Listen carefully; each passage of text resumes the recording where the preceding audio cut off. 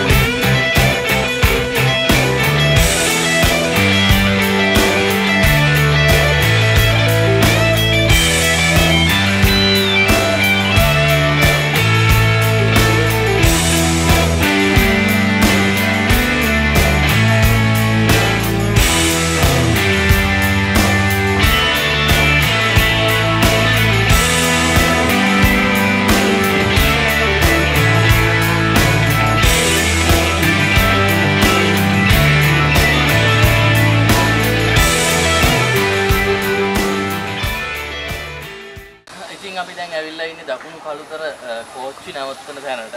ඉතින් අපි මෙතන ඉඳන් කලුතර තියෙන ලස්සන දේවල් බලන්න පටන් ගන්නවා. ඉන්නේ කලුතර තමයි අපි ඇවිල්ලා ඉන්නේ. අපි කලුතර ස්ටේෂන් එකේ ඉඳලා කලුතර පන්සල පැත්තට යන ගමන් මේ පයි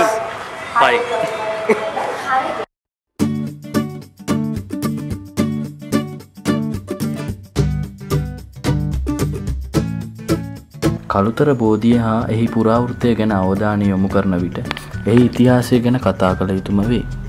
කාලතිත්ත කළුතොට කලුතර යනුවෙන් පරිවර්තනය විය. 1597 දී පෘතුගීසීන් විසින් කළුතර ප්‍රදේශයේ බලය මුළුමනින්ම අල්ලා ගන්නා ලදී.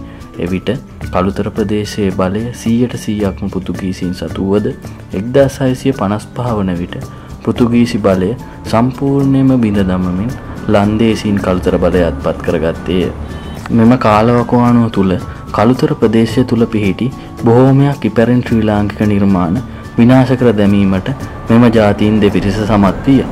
අවසානයේ ක්‍රිස්තු වර්ෂ 1796 දී ඉංග්‍රීසීන්ද කළුතර බලය සම්පූර්ණයෙන්ම අල්ලා ගන්නා ලදී. ඔවුන්ද කළුතර ප්‍රදේශය ඔවුන්ගේ වාසිය සඳහා යොදා ගන්නා ලදී. ශ්‍රී ලංකාව 1948 නිදහස ලබන තුරුම කළුතර බලය ඉංග්‍රීසි ආණ්ඩුව යටතේ පැවතුණි.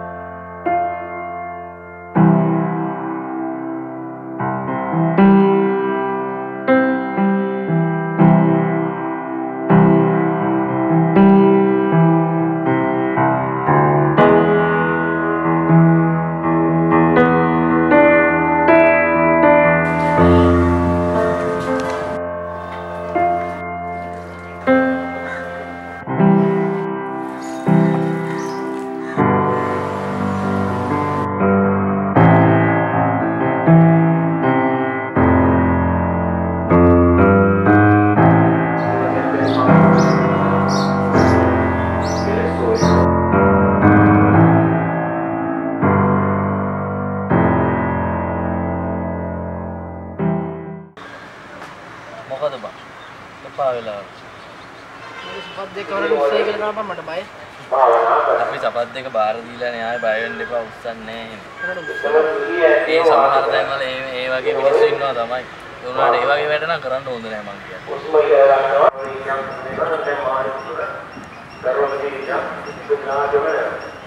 අපි කොහොම හරි කළුතරට ආවා. දැන් ඉතින් අපි ඔක්කොම බැලුවනේ අපි යන්නේ. දැම්ම ගිහිල්ලා හරියන්නේ නැහැ. කළුතර කියන්නේ උගක් වැදගත් ස්ථානයක්. මම වැඩි විස්තර දන්නේ නැහැ. මම පොතපත කියලා පොඩ්ඩක් හොයාගත්තා. කළුතර කියන්නේ මචං පෘතුගීසි, ඉංග්‍රීසි, ලන්දේසි කියන ජාතීන් තුනටම යටත් වෙච්ච නගරයක්. මොනවද මේ ඉංග්‍රීසි, පෘතුගීසි, ලන්දේසි කළුවන් ඇතිගේ ගාඩුව මාරු කරා කියන්නේ නැත්නම් හරියට හරි. 1597 මචං පෘතුගීසීන් කළුතර මුළුමනින්ම යටත් කරගත්තා. යටත් කළා උන් හරි කෑදරයි ඔය ගම්මිරිස් වගේ කුළු බඩු වලට. උන් මේ ගඟ හරහා තමයි මේ ඔක්කොම බඩු එහා මෙහා ගෙනියන්නේ.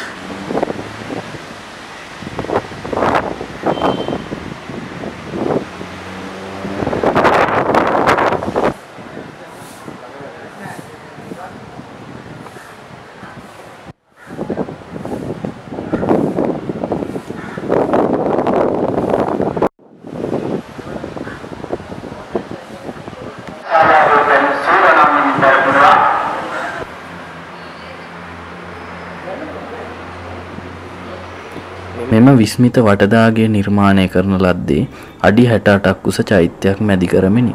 සාම්ප්‍රදායික චෛත්‍යයක පවතින සියලු කලා නිර්මාණයන් මෙම චෛත්‍ය තුල අඩංගු වන අතර මෙහි ධාතු නිධානය හා කොත් පැළඳවීම 1980 වර්ෂයේදී උත්සවාකාරයෙන් සිදුවිය.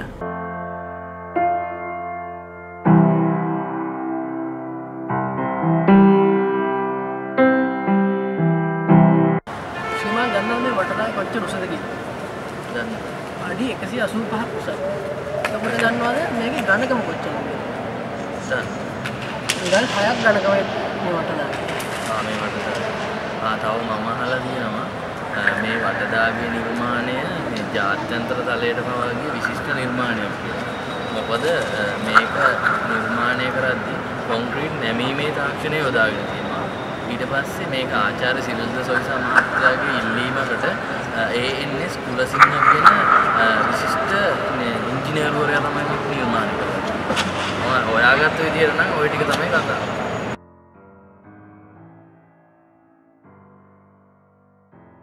කළුතර බෝධිය හා පුරවරය ගැන කතා කරන විට ශ්‍රීමත් ත්‍රිරිල්ද සොයිසා මහතා ගැන කතා කළ යුතුම වේ. 1896 වර්ෂයේදී උපත ලද ඔහු කළුතර බෞද්ධ සමිතිය පිහිටුවීමේ පුරෝගාමියා විය. ඒ වාගේම කළුතර බෝධි භාරකාරත්ව මණ්ඩලය නිර්මාණය කිරීමද මෙතුමා අතින් සිදු වූ තවත් අනගිබවනීය මෙහෙවරකි. කළුතර පුරවරය දැනට පවතින තත්ත්වයට ගෙන ඒමට මෙතුමා කළ සේවය ඉතා විශිෂ්ට වේ. ඉතින් අපි කළුතර ගොඩාක් තැන් වල ඇවිල්ලා කළුතර ගොඩාක් ලස්සනයි. ඉතින් අපි ඔයාලටත් කියනවා මේ වගේ ලස්සන තැන් වලට ඇවිල්ලා බලන්න. ඒ වගේම අපි හිතාගෙන ඉන්නවා තව ගොඩාක් සුන්දර තැන් වලට ලංකාවේ යන්න. ඉතින් අපි ඔයාලවත් අනිවාර්යෙන් එකට යනවා. ඉතින් කළුතර ලස්සන බලලා හුඟක් ඇඟට අමාරුයි. ඉතින් අපි තීරණය කරා මොන හරි බීලා නිදහසේ ඉන්න පුළුවන් තැනකට යන්න. එතෙන්ට පන්සලත් ක්‍රිස්තියානි පල්ලියත් මුස්ලිම් පල්ලියත් තුනම පේනවා. ඒ වගේම කළුගඟ සහ කළුගඟ මුහුදට එක්වන ස්ථානයත් පැහැදිලිව බලන්න පුළුවන්. ඉතින් අපි එතෙන්ට යනවා.